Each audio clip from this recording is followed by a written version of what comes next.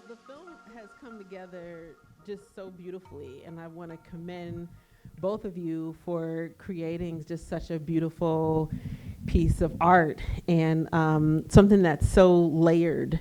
And I want to start there actually, and just talk about the different layers of the film, because there's so much going on, and you know, a lot of times when there's those many pieces, they don't always come together, but this seems to come together so well. And so can you talk just a little bit about kind of the origins of this project and writing it, and where the inspiration for this project came from, and how you started, you know, assembling just the different parts of the storyline? Okay, thank you, Avril. I'm glad they came together nicely. I think the first idea I had about this film was when I read the result of the referendum, which is 99% for separation. This was the first time I realized how racist we are, and I'm part of that community. There's no way that 99% of a nation would want to secede for any other reason. This is definitely social reason. These people are, they feel they live in their country, but they feel like they're second-class citizens. And I remember I felt complicit, and I felt like this is partly my fault, because a lot of the things you see in this film, I see it in my own home, and in my uncle's home, my neighbor's home. It's everywhere around me. But back then I was not a filmmaker. I used to fix airplanes. I was an aircraft engineer. But I used to write a little bit, so I've written something in a small piece of paper, and I put it aside. And later I became a filmmaker.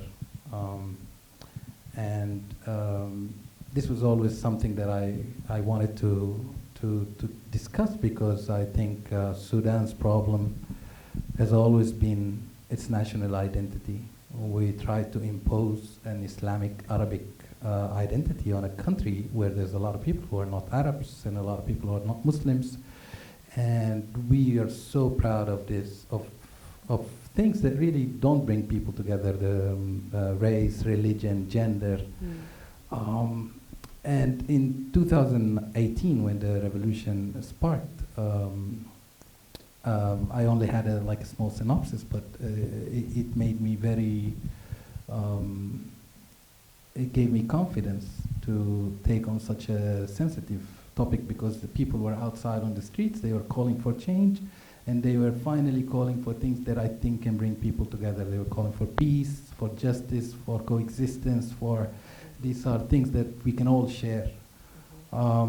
But this is the political side. When I wrote draft one, it was mainly plot, like this woman who's not really identified, hit from the north, that's all. She hits this child, and then she feels guilty, so she brings his mom to live with her and to work as a maid. But the characters were not so defined, and I kind of felt this. And Amjad also was talking about this. And I think from draft two onwards, I started to pull a lot from my own experience. I was a very different person 20 years ago. I was just like Akram in the film, like exactly the same kind of racism, this misogyny. Not that bad. It's You never that bad. You haven't met me. No, I met you 10 years ago.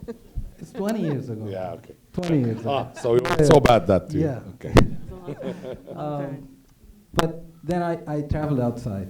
I traveled to Jordan to study aviation engineering, and suddenly those privileges that I had in Sudan does not apply outside. And I started to slowly have different ideas, different thoughts, and I kind of, the more progressive thoughts you have, the less you can openly discuss them in a conservative society. So for me, it was like I'm becoming a better person, but I also picked a habit of lying. So it's this is Mona. This is me Yeah. 5 years later. Mm. So, and also because by then I knew I wanted to switch to art from engineering, from this mentality of thinking in terms of right and wrong, 0, 1, this binary engineer's mindset has also started to shift to an artist's mindset where there is no rights, there is no wrongs, everything is a matter of perspective and empathy. You can also find that the Mona's quest to pursue singing is also my quest to switch from engineering to art, which wasn't easy in my community because they don't think of being a filmmaker as something prestigious. You know, you're an engineer. So I started putting a lot of that in the script, and yeah, by draft 10, this is what you have. It's interesting because I think for me, the film, it's political, but it's also very personal. So even to hear you share that, I can see, you know, some of them very literal in terms of that personal element that comes through in the film. But, you know, I think that you really strike a really great balance between the political and the personal. I remember reading the script and even more so watching it and just going, oh no, all of these decisions that Mona makes in these circumstances that she finds herself in, it's kind of like a spiral that it just keeps getting worse and worse. And it's just like, oh my God. And so you get so wrapped up in her story and also, of course, Julia's story as well. And that was going to be one of my questions is, you know, was that intentional? It sounds like it was a little bit organic and, you know, with some intentionality as well. Yeah. I think what my intentions was always to put all my characters in the gray area. And you can maybe disagree with what they're doing, but you would understand why they're doing the things they're doing. Even Akram, I empathize with myself 20 years ago because I consider myself a victim of my community and a victim of how I was raised, and a victim of the traditions that are passed on from generation to generation, and we just accept them dogmatically. So I think for reconciliation, I think the film is about reconciliation. For reconciliation, the best thing that can happen is that we understand one another. If we don't have to agree on the first time we sit together, but at least if I understand why you choose to do the things you do, maybe then forgiveness becomes easy and reconciliation becomes easy. So I wanted to take that to the extreme with Mona. I wanted to take her to somewhere where she had to finally break down, sit on the floor, and know that she cannot continue in that path anyway. And then Amjad, as the producer of this film, can you talk a little bit about first how you connected with Mohamed? How did that relationship come to be, and kind of what that process was like as the producer in terms of crafting the story?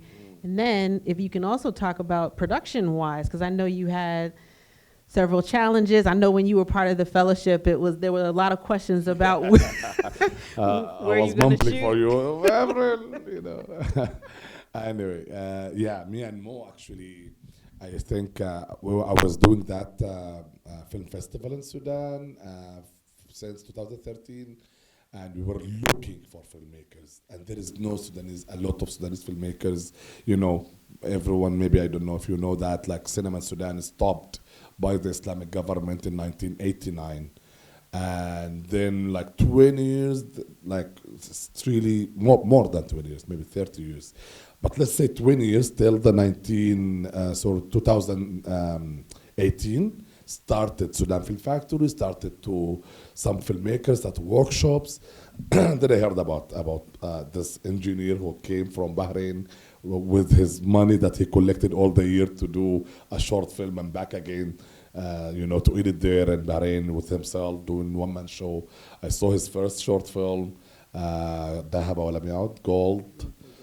Gone for Gold, and I like it, and then I sent to him, and then we knew each other from that time actually, and then he did the film after. It's called Nirkuk, and I was in love with that film, and we've been traveling together by coincidence with two films to JCC, Tunisia, Carthage, and he won an award there with that film. And and then he told me about this idea of Goodbye Julia that he wanted to do as a feature film, but with like $50,000. $20,000? Yeah. Initially, I wanted to make this film for because he used to $20,000. do it like one-man show, collect from his, his savings and come, and he's Amjad was married like, with kids. please, don't handle the camera. You don't have to edit it. Let's collect money and just make it properly. Someone else will be working with you. There is some people called editors, someone else called DOP, by the way, not necessarily you. Yes. So yeah, but also I was so busy doing You Will Die at 20, and it was a chance for him to develop the script. So I just invited him to be with me on set in You Will Die at 20 in 2018, December 2018. So you Will Die at 20 was your directed by me and was co-produced. directed and co-produced by you. Yes, And so and the station film, the company, we started with You Will Die at 20 because we don't have cinema company there that time. So we started that time, and then we decided like our next film, it will be Goodbye Julia, definitely. And and at the beginning he told me like, let's hire a script writer. Do you remember that? I was like, why, man? You do a post in Facebook, like 1,000 share. People love what you write, and I think this is your idea. Let's give it a try at least, And he did, and actually it was amazing, the first draft. Sure, not the one to go to shoot with, but it's obviously for you. For me, I was like, hey, I remember I told you like, you should write my next film. So I think I started that time. We did the first pitching in Portugal. In Spain, in 2019, in May. During I was doing the post-production of You Will Die at 20. Then You Will Die at 20, another Sudanese films came out in 2019. It was a big year for actually Sudanese cinema. And from that time, we start announcing Goodbye Julia. We start developing production-wise and script-wise in development workshop as film independent. So I think it took a journey, and I think it was very useful for the scriptwriter, for the director, and also for the production. And then earlier you were telling us just about the support from the government in Sudan. Can you talk a little bit about just that process of filming there? No, you were asking me outside if they harassing us. Yeah. And I was telling Avril, actually no, because 1 year before that they did like a military coup on the government that we like, So I think they were trying to tell everyone, or at least filmmakers and artists, like we are not bad, we are supporting. So they give us the permission, but without even asking for the script. It was like maybe they know like something wrong gonna happen because we finished shooting in December and the war started in April. So maybe inside there they know like they want to recruit young people like us with them in somehow. Also, the script was a little bit different. The secrets of directors would send in a script for government. You never send the right script. I mean, a little at that bit part of the world, at least. I have to be honest on that, actually, because you will get like no. But actually, the government had better things to worry about because we shot right after the coup. We started shooting, we started preparing, and there was a lot of protests. They would block the streets, no internet, they were so scared of people gathering together. So we had to deal with that as well because we can't get from one location to another because they're blocking all the roads. So sometimes we would know what we're shooting today on the day. So the first AD would check the internet because that's where the protesters would announce the routes for the protests. So we would wait to see that, and then we would decide, okay, today we can only shoot in this location and that location. So go prepare the wardrobe, prepare the. We do this in the morning of the day. This is directing side, production side. We had to have the schedule, and we had also to have all the people, even the Sudanese people, living in one hotel. So imagine for independent film, like you are like rent a full hotel apartments for everyone coming from outside. Like we have people from Tunisia, Lebanon, South Africa, and Sudanese. You know, they're just the head of departments from outside, and some head of departments from Sudan also. Everyone was living together because it's safer for us to control and to take them to the location without being engaged on the closed roads. And Wow. Yeah, that sounds like a production, quite a production feat for a producer. It was something, but also Kordofani has started a company there, Closium, with his partner Khalid Awad, and Khalid already they are working like weekly, even during the revolution and stuff, like ads or documentaries, and so and somehow they knows how to navigate the things in Khartoum. Yeah. So I think that helped a lot. Yeah. Also, I must say that the crew, which is mostly Sudanese, like we had a few foreigner crew, like 10 people maybe, but the rest are all Sudanese. Because of the military coup, this film to them was part of the revolution. It was part of protesting. So making the film is, for them, is a protest. So if it wasn't like this, we would never be able to shoot this film. But every day they wake up and they're so adamant and persistent and determined to make things work. So this spirit really helped creating this project. So I have to ask you, the film is beautiful, like visually, very well done. And I'm curious, what were some of your inspirations, or maybe even more specifically, if you can just talk about kind of what you were looking to accomplish visually. Especially, I was really struck by the way you film. There's some of the scenes with Julia and Mona in particular. Like there's this really cool, really interesting way you kind of juxtapose them in space and how they're framed. I think there's one frame where Mona is it's almost like it almost looks like she's in a confessional booth. So maybe you can talk just a little bit about kind of what was some of your inspiration for filming it? I love the 4x3 for this project. It just felt right to shoot in 4x3. First of all, because it's claustrophobic, and I wanted that feel to be present in the house that feels like a prison. But this was not an easy choice because I wanted to make this film accessible to more people, and 4x3 is not exactly the most popular aspect ratio. But I had to work on the image and make it pretty to kind of balance that. So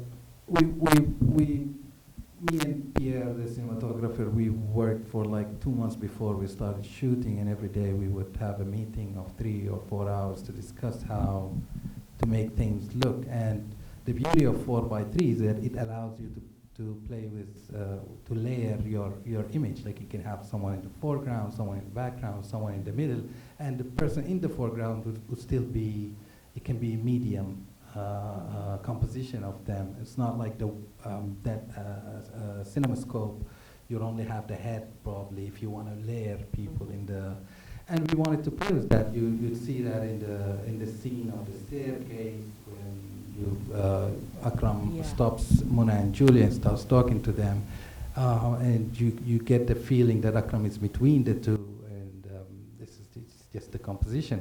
And then again, when Akram starts searching Muna's phone, and then he calls Julia, it's also that triangle composition style. This is all possible because of the 4x3. In terms of lighting, I wanted the house to feel dark, because for me it's like a cave. And there's all the sun, all the light outside is 2 meters away. If she just opens the door, there's an abundance of light, but they choose to live in that space. So I wanted to work a lot with shadows, but see that light coming through the window. So many of the scenes, you get that feeling that there's so much sun outside. Here it's dark inside. It almost felt like a thriller in some places. Like it created its own tension, I felt. And I thought that was very, very well done. Can you talk a little bit about the music in the film? I thought that the music was interesting. Were those songs that Mona sang, I believe she sang a couple of songs in it, one at the church, one at the inn, and then there was another one that she sang at the she club. sang two, and she tried to sing one, but she didn't. She Yeah. only played the interlude. The music is an integral part of this film, in my opinion, and we didn't use plenty of score.